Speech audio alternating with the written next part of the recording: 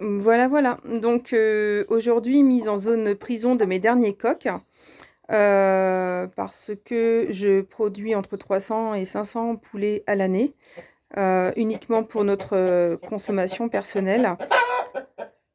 Un petit Brahma qui veut chanter. Puisque nous mangeons entre 1 et 2 poulets par semaine. Et nous avons un chien loup tchécoslovaque qui, lui, a besoin de manger 1 kilo de viande par jour. Donc les calculs sont vite faits. Voilà, il y a vraiment la production à faire. Donc ceux-là ont environ 7 mois. Donc ce sont les derniers. J'en ai... Donc il m'en reste 9. 9, ça va nous pousser jusqu'au mois de juin, pile poil au moment où nos premiers de cette année auront 4 mois. Ce qui fait qu'en fait, ça va vraiment pouvoir boucler l'année pile poil, quoi. Sachant que pour les autres, ben, je procéderai à un abattage au mois d'octobre, en fait. Donc ici, on appelle ça une corvée. Et uniquement au mois d'octobre, j'abattrai tous ceux de l'année qui étaient destinés à l'alimentation, de manière à ne pas avoir à les nourrir tout l'hiver, puisque de toute façon, un poulet l'hiver utilise davantage son alimentation pour fabriquer des calories. Plutôt que pour grossir. Donc c'est inutile d'avoir des poulets l'hiver. Donc l'hiver, on garde uniquement nos reproducteurs et nos pondeuses. Donc là, j'ai du coucou. Donc le coucou, on aime bien parce que la viande est assez bonne. En plus, c'est un poulet qui se déplume plus facilement que les autres. Nous avons donc des poulets de chair. Donc les poulets de chair, les poulets de chair classiques. La viande est relativement quelconque. Cependant, ce sont quand même ceux qui ont une croissance plus rapide. Et les Brahmas. Donc les Brahmas qui ont 7 mois. Donc là, en fait, je t'en prie.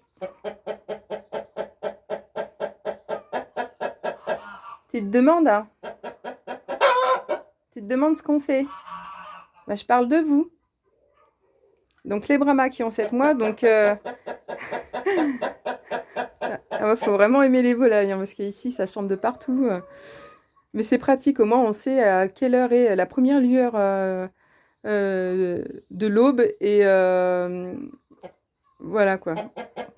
Au moins on connaît vraiment. Quoique, quelquefois ils sont déréglés et ils chantent la nuit aussi. Mais bon, si on n'aime pas le chant du coq, on vient pas habiter à la campagne.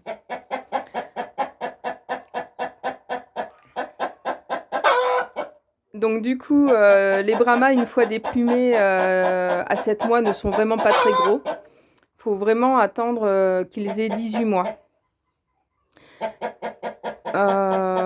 Niveau rapport qualité-prix comparé à une dinde met 6-7 mois à grossir. Et personnellement, nous, on mange dessus pendant 3 jours. Alors qu'un Brahma met 18 mois à grossir et on mange dessus, ça nous fait un repas, quoi. Donc pour nous, c'est vraiment pas rentable le Brahma. Par contre, c'est beaucoup plus...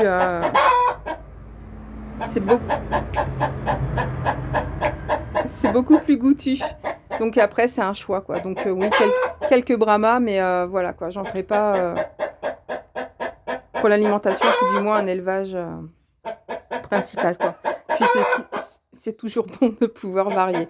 Je rigole parce que elle a besoin de s'exprimer.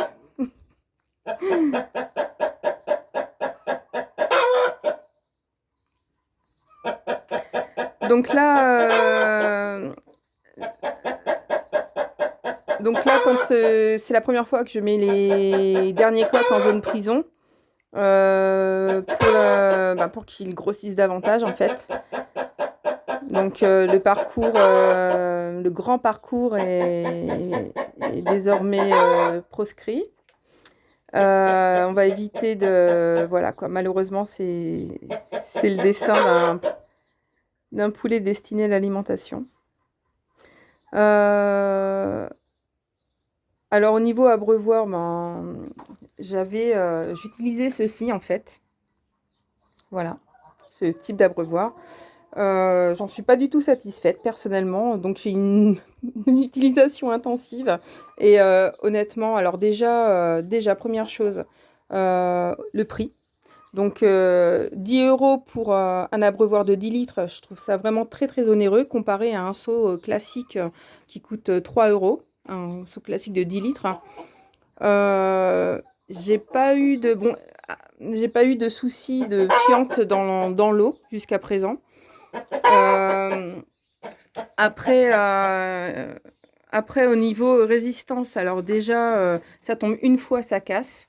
Donc forcément, s'il y a un trou, il n'y a plus comment dire, l'eau qui se retient en fait par un système ventouse en fait. Donc en fait, l'eau s'éparpille, il y en a partout. Enfin, voilà quoi. Donc c'est très très fragile, ça casse vraiment très facilement.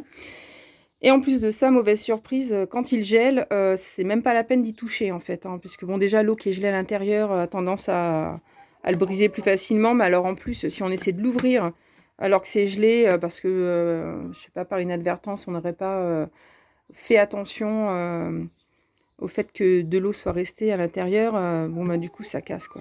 Donc c'est vraiment, c'est très cher et c'est fragile. Autre chose, donc en fait, la simplicité du seau, moi ça me va bien quoi. Ça me va bien. Après c'est vrai que les auges, tout ce qui est nourriture, tout ce qui est nourriture et eau en fait, c'est changé tous les jours. Donc forcément, après une fois par semaine, donc là on est samedi, en général je fais ça le dimanche. Une fois par semaine, donc toutes les auges sont nettoyées rapidement, quotidiennement, vidées, et évidemment la nourriture est changée et l'eau aussi. Parce que personnellement, j'aimerais pas manger de la nourriture sale, ni même boire de l'eau sale. Donc après, ils font ce qu'ils veulent. En général, mes poules, je leur change l'eau tous les jours et ce qu'elles préfèrent, c'est boire l'eau des flaques d'eau en fait, voire même l'eau de la mare. Donc, mais bon, voilà, c'est un problème d'anthropomorphisme.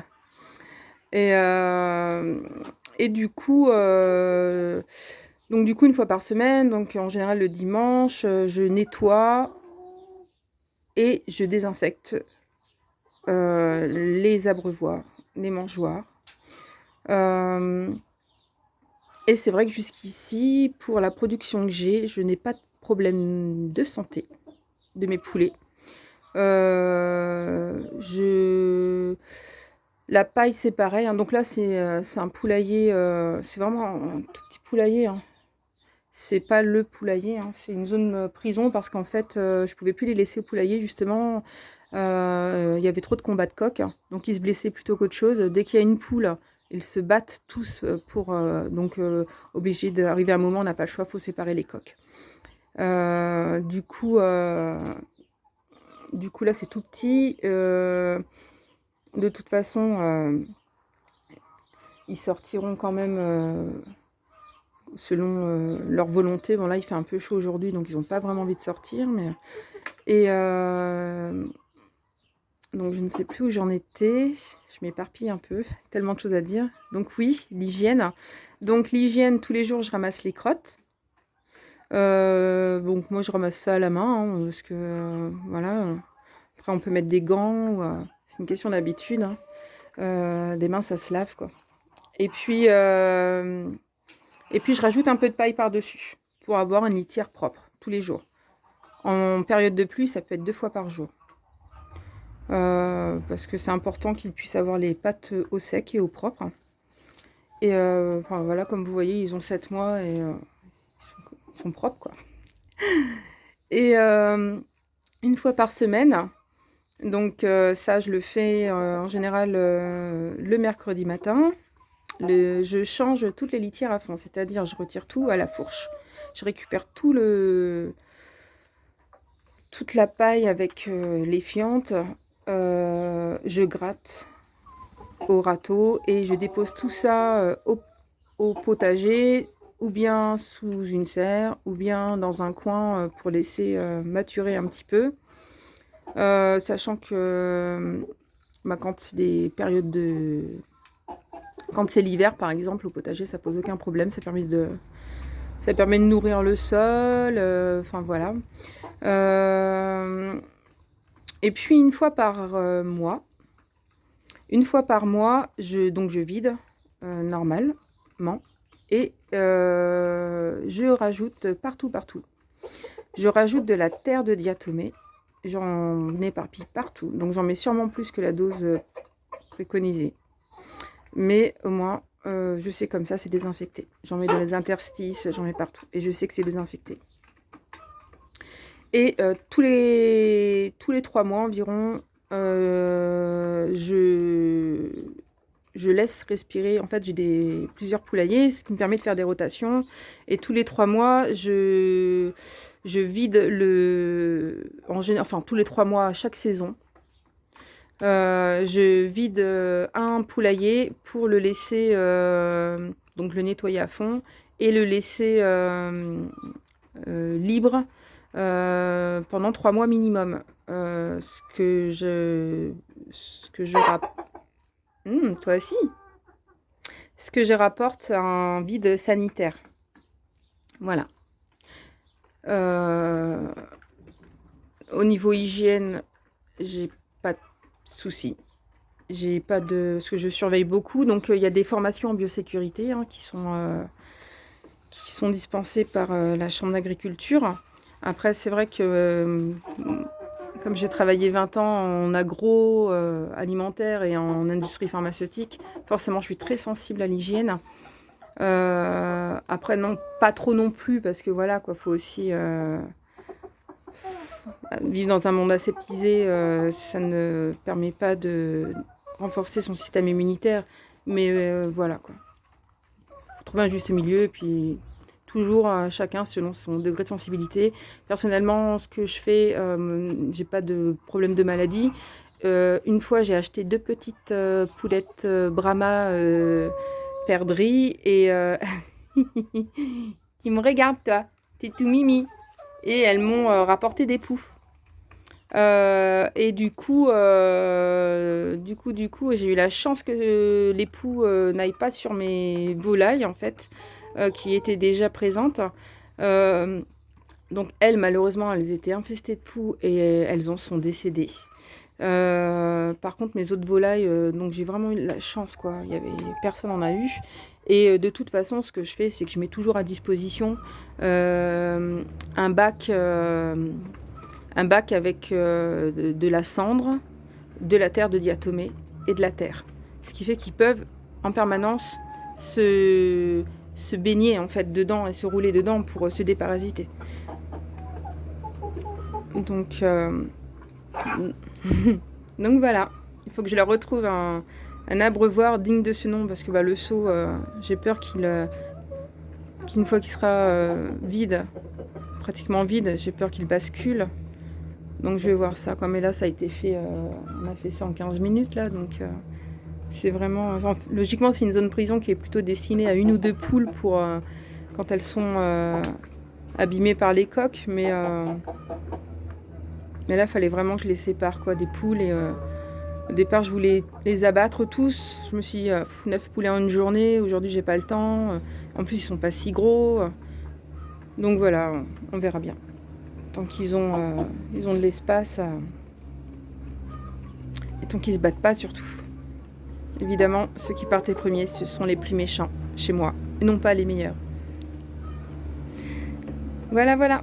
Merci d'avoir suivi cette vidéo. N'hésitez pas à liker si vous avez aimé, à vous abonner si les vidéos sur la ferme vous intéressent. Donc mon fils va être content parce qu'à chaque fois il me dit « Maman, n'oublie pas de dire ça !» Et puis Vous pouvez toujours me poser des questions en commentaire, c'est avec plaisir que j'y répondrai. Voilà, à bientôt, ciao ciao!